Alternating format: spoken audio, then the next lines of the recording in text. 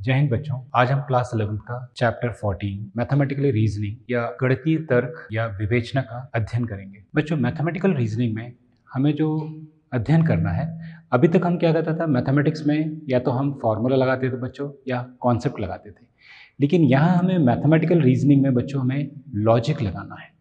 Logic, तो reasoning में आपको यूज़ करना है बच्चों लॉजिक, या फिर हम कह सकते हैं कंक्लूड रिजल्ट। बच्चों आइए बच्चों सबसे पहले पॉइंट देखते हैं बच्चों, मैथमेटिकल स्टेटमेंट। तो डेफिनेशन बच्चों, a sentence will be called mathematical statement either it is true or false but not both. बच्चों तो इसमें देखिए, अगर मैं इस स्टेटमेंट में अगर ये मैथमेटिक्स भी यहाँ से मैं हटा दूँ बच्चों, और मैं सिर्फ बात करूँ अगर स्टेटमेंट, मैं सिंपल अगर स्टेटमेंट की भी बात करूँ बच्चों यहाँ पे, तो स्टेटमेंट में हम तभी बोल सकते हैं जब या तो वो ट्रू हो बच्चों, या तो सत्य हो, या फिर असत्य हो, फॉल्स हो बच्चों, लेकिन सत्य या असत्य दोनों ना हो बच्चों। तो आइए कुछ एग्जाम्पल से इसको हम समझते हैं बच्चों कि किन को हम स्टेटमेंट या मैथमेटिकल स्टेटमेंट कहते हैं। आइए बच्चों कुछ एग्जाम्पल से हम इसको समझते हैं। जैसा पहला एग्जाम्पल है कि 2 + 2 = 4। आपको मालूम है कि अगर मैं 2 में 2 जोड़ूंगा बच्चों तो हमेशा क्या आएगा, 4 आएगा। तो मतलब ये हमेशा सत्य है, तो हम कह सकते हैं यस ये स्टेटमेंट है बच्चों। फिर second example, the sum of 2 positive numbers is positive. अगर किसी भी 2 पॉजिटिव नंबर को आप जोड़ोगे तो सम तो बच्चों क्या होगा, पॉजिटिव ही आएगा। तो हम कह सकते हैं yes it is a statement, क्योंकि ये बच्चों ट्रू है। अब बच्चों यहाँ ध्यान दीजिएगा, all prime numbers are odd number, मतलब सारे प्राइम नंबर्स ऑड नंबर। अपने को मालूम प्राइम नंबर कौन से नंबर होते हैं बच्चों, जो खुद से और 1 के अलावा किसी और नंबर से डिविजिबल नहीं होते। लेकिन आपको मालूम है कि प्राइम नंबर हम स्टार्ट करते हैं बच्चों 2 से, तो 2, 3, 5, 7। तो देखिए यहाँ पे 2 कैसा है बच्चों, इवन नंबर, सम नंबर, जबकि ये कह रहे हैं कि ऑल प्राइम्स क्या है बच्चों, ऑड नंबर्स। तो इसमें देखिए कि 2 को छोड़कर जितने भी प्राइम नंबर हैं सारे ऑड नंबर हैं, लेकिन 2 इसमें इंक्लूड है बच्चों। तो इसका मतलब ये सत्य भी है और ये असत्य भी है, ट्रू और फॉल्स दोनों है। और हमने देखा कि यदि वो दोनों होगा बच्चों तो ये स्टेटमेंट नहीं होगा, तो हम बोल सकते हैं no it is not a statement. Next देखते हैं बच्चों यहाँ पे, the sum of x and y is greater than 0। अब देखिए x और y के बारे में यहाँ कोई डेफिनेशन नहीं कि x और y क्या है बच्चों। जैसे अगर मैं लेके चलूँ कि x की वैल्यू 1 और y इक्वल्स टू सपोज मैं 3 ले लूँ बच्चों, तो देखेंगे अगर मैं इनका सम निकालूँ x + y, तो डेफिनेटली 1 + 3 कितना आ जाएगा बच्चों, 4, और ये ग्रेटर देन क्या हो जाएगा, 0। लेकिन x और y तो डिफाइन नहीं है। अगर इसी कंडीशन को मैं ऐसा ले लूँ कि x = 1 और y = -3, तब क्या कंडीशन बनेगी बच्चों कि x + y दैट मीन्स 1 - 3 कितना आ गया बच्चों, -2। तो क्या -2 0 से बड़ा है, no it is not greater than 0। तो आप देख रहे हैं कि समटाइम्स ये ट्रू हो रहा है और समटाइम्स ये फॉल्स हो रहा है, एक ही स्टेटमेंट। तो इसका मतलब क्या हो जाएगा बच्चों, ये स्टेटमेंट नहीं है, तो no it is not a statement. आइए बच्चों नेक्स्ट पॉइंट देखते हैं बच्चों, in which situation a sentence can not be a statement. बच्चों तो पहली चीज़, अगर एक्सक्लेमेशन हो बच्चों, जैसे हाउ ब्यूटीफुल, किसके बारे में बात कर रहे हैं पता नहीं, अगर एक्सक्लेमेशन साइन लगा हुआ है इसका मतलब ये सेंटेंस नहीं है बच्चों। सेकंड, अगर हम किसी को ऑर्डर दे रहे हैं come here, get out from here, तो ये भी सेंटेंस नहीं है बच्चों। रिक्वेस्ट प्लीज़ कम इन, अब प्लीज़ कम इन में हम किसको बुला रहे हैं बच्चों, ये भी क्लियर नहीं हो रहा है इसमें, इसलिए ये भी क्या होगा, सेंटेंस नहीं होगा। क्वेश्चंस पूछा गया हो बच्चों, या फिर प्रोनाउन, प्रोनाउन में जैसे अगर मैं यूज़ करूं बच्चों कि you are passed 10th class, अब बच्चों ये क्लियर नहीं हो रहा है कि यू का मतलब हम किसके बारे में बात कर रहे हैं, तुम, तो तुम का मतलब तो बहुत सारे लोग हो सकते हैं।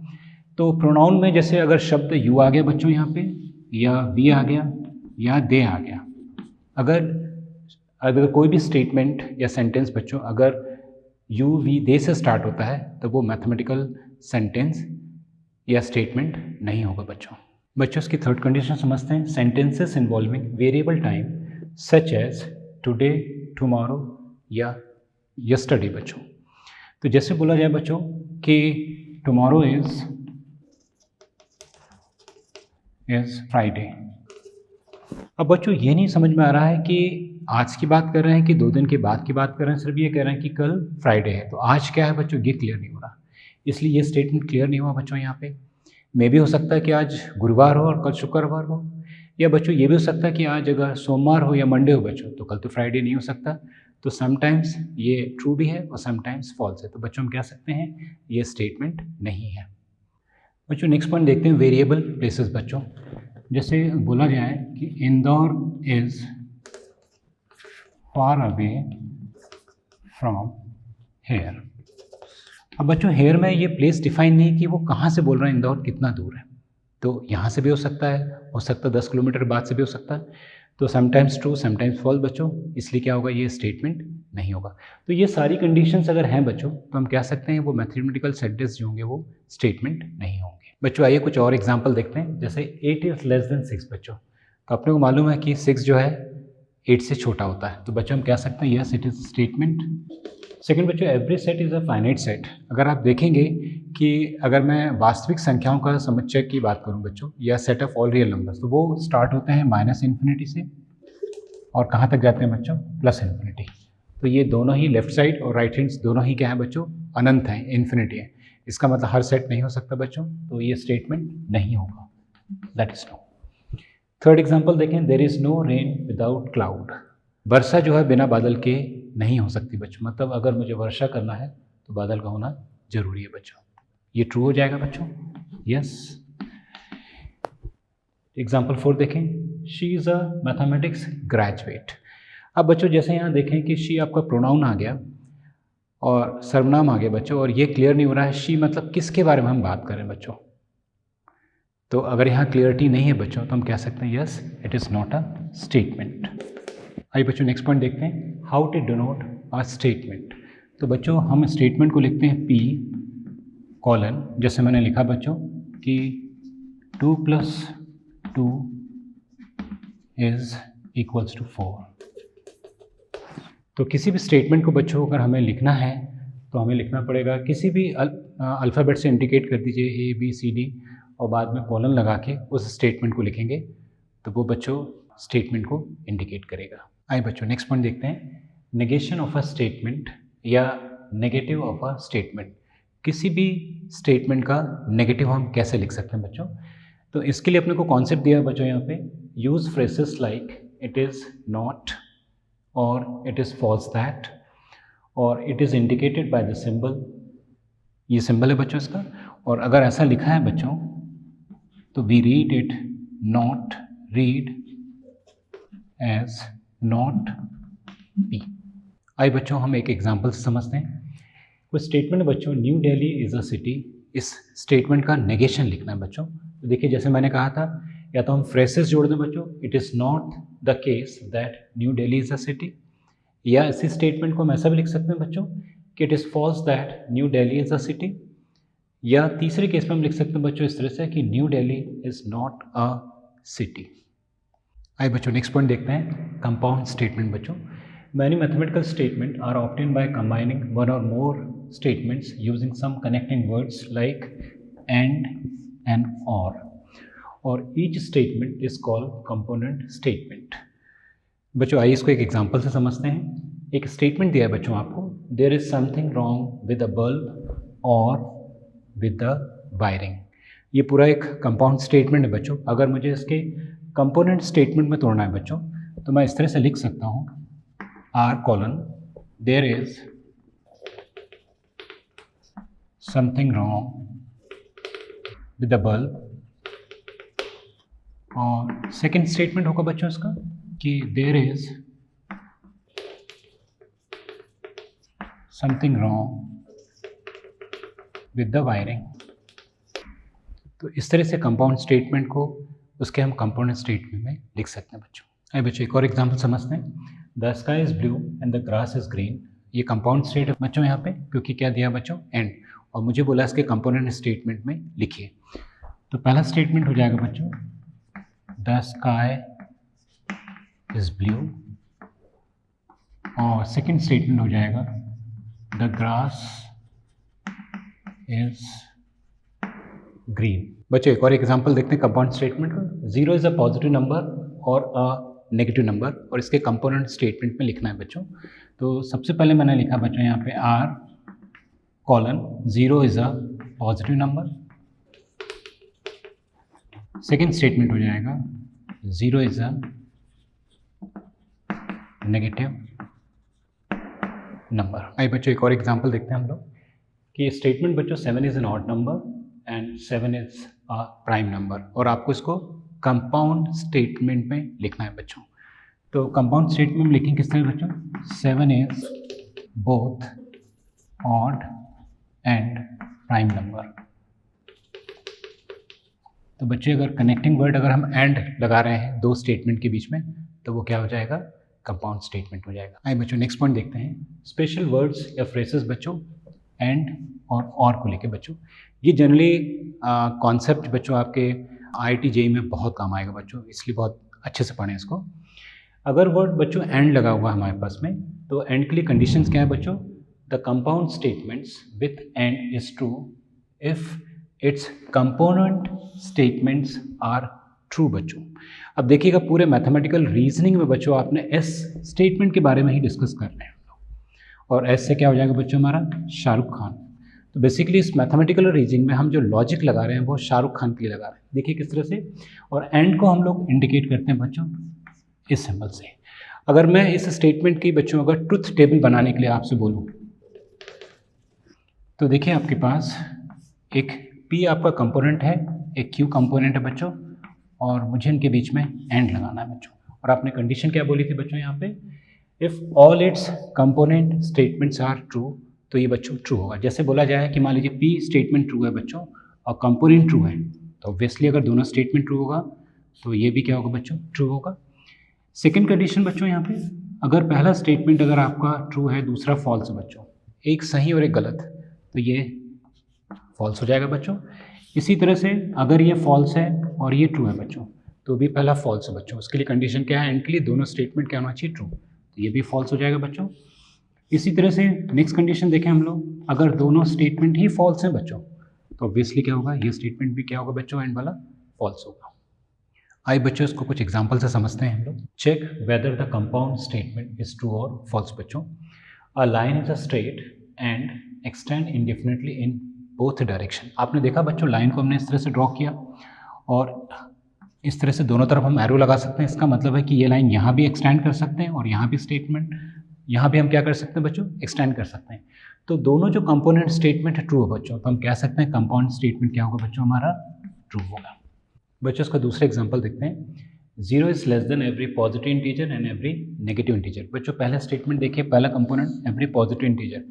तो बच्चों जैसे देखें कि अगर मैं पॉजिटिव इंटीजर की बात करूं तो ऑब्वियसली 3, 4, 5 ये सारे नंबर क्या है, 0 से बड़े हैं।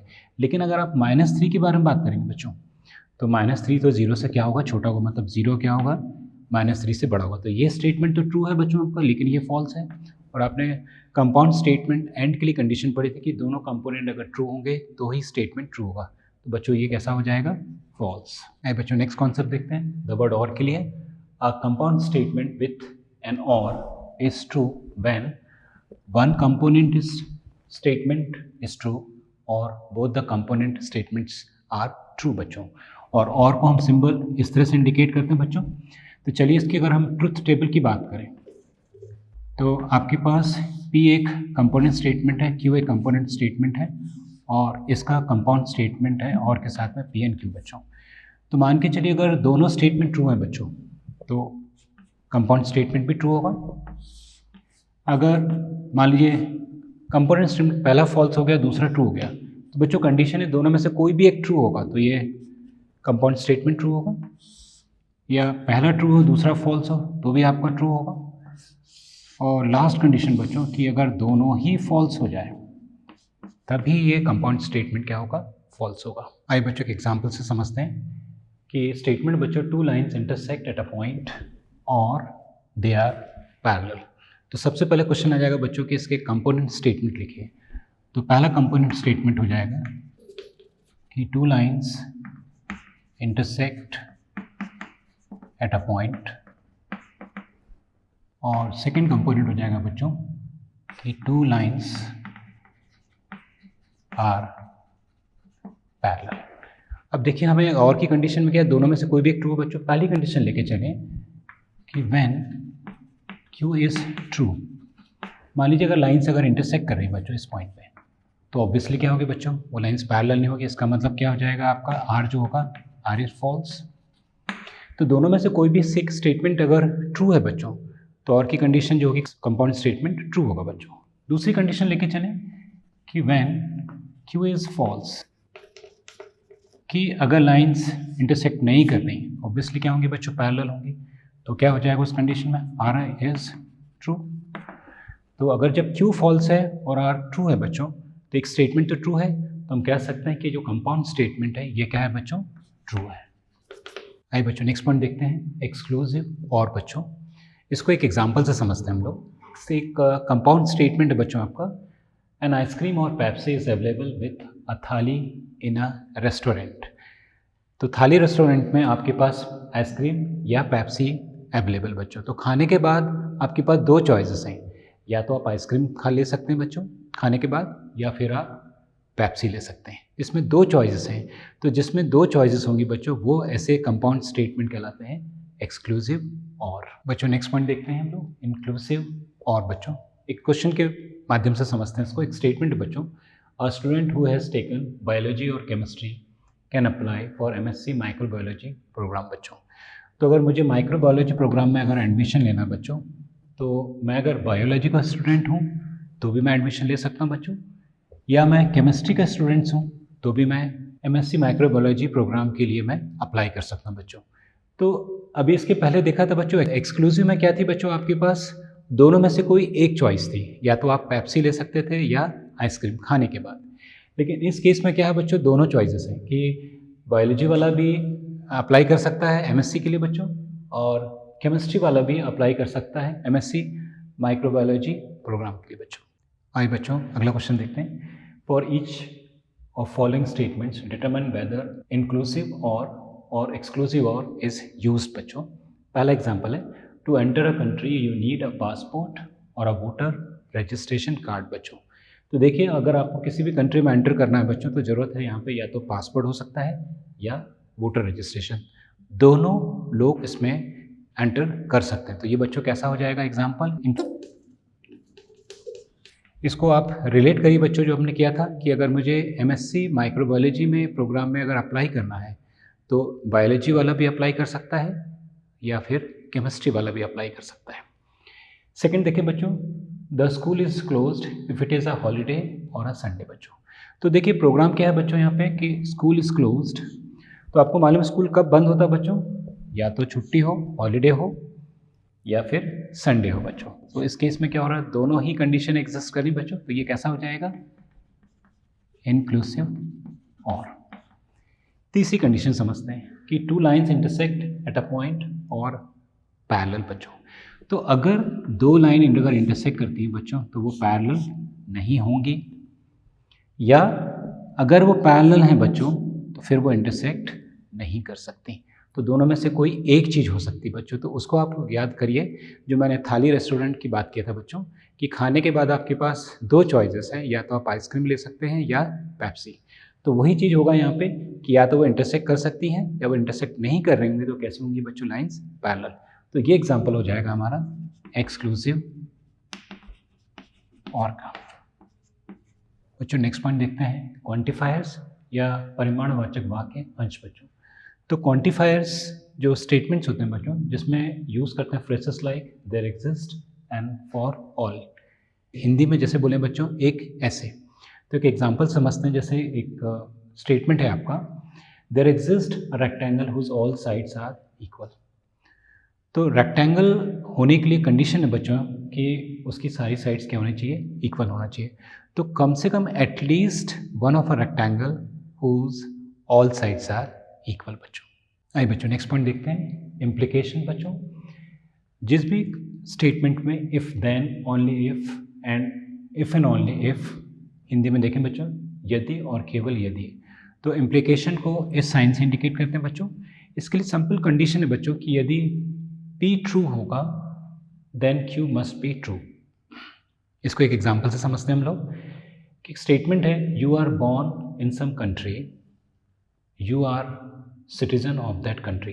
तो बच्चों कंडीशन यहाँ पे कि यदि आप किसी कंट्री में जन्म लेते हैं, अगर आपका बर्थ प्लेस अगर उस कंट्री का है तो ऑब्वियसली बच्चों आप उस कंट्री की क्या मिल जाएगी, आपको सिटीजनशिप मिल जाएगी। तो इसका मतलब हुआ कि इफ P इज़ ट्रू बच्चों तो Q मस्ट बी ट्रू। तो ऐसी कंडीशंस को हम लोग इम्प्लीकेशंस इंडिकेट करते हैं बच्चों, P इम्प्लीकेशन Q। बच्चों नेक्स्ट पॉइंट देखते हैं, कॉन्ट्रा पॉजिटिव या प्रति धनात्मक। तो ऐसे स्टेटमेंट बच्चों which can be form from a given statement with if then, यदि तो लगाओ बच्चों। बच्चों भी जैसे हमने कॉन्ट्रा पॉजिटिव में देखा कि P इम्प्लाइज Q, और मुझे इसका कॉन्ट्रा पॉजिटिव मैंने अगर लिखा बच्चों तो मुझे लिखना होगा बच्चों negation of Q implies negation of P। अगर मैं ऐसा लिख दूँ बच्चों तो स्टेटमेंट का कॉन्ट्रा पॉजिटिव हो जाता है। बच्चों के एग्जांपल समझते हैं। If a number is divisible by 9 then it is divisible by 3। तो बच्चों कॉन्ट्रा पॉजिटिव में क्या होता है, जो लास्ट का स्टेटमेंट होता है वो हमें पहले लिखना है और जो पहला स्टेटमेंट होगा वो बाद में लिखना है। किसके साथ में, नॉट के साथ में। तो then it is divisible by 3 को हम लिख सकते हैं बच्चों कि if a number is not divisible by 3 it is not divisible by 9। आइए बच्चों इसका सेकेंड एग्जाम्पल देखते हैं। If you are born in India then you are a citizen of India. तो ये सेकेंड स्टेटमेंट बच्चों, इसको पहले लिखना है नॉट के साथ में। तो if you are not a citizen of India then you were not born in India। आइए बच्चों नेक्स्ट पॉइंट देखते हैं, कन्वर्स या विलोम। बच्चों इस कंडीशन में अगर P इम्प्लाइज Q है बच्चों और मुझे अगर इसका कन्वर्स लिखना है बच्चों तो ये हो जाएगा Q इम्प्लाइज P। आइए बच्चों एग्जाम्पल समझते हैं। Write converse of the statement. बच्चों स्टेटमेंट है if a number n is even then n square is even. बच्चों ये P और ये Q, तो पहले Q इम्प्लाइज Q का मतलब क्या हो जाएगा, if a number n square is even then n is even. आइए बच्चों एक और एग्जांपल देखते हैं। If you do all the exercises in the book you get an A grade in the class. इसका अगर मुझे बच्चों कन्वर्स लिखना है तो if you get an A grade in the class then you have done all the exercises of the book। बच्चों अभी हमने मैथमेटिकल रीजनिंग का अध्ययन किया बच्चों। थैंक यू बच्चों, जय हिंद।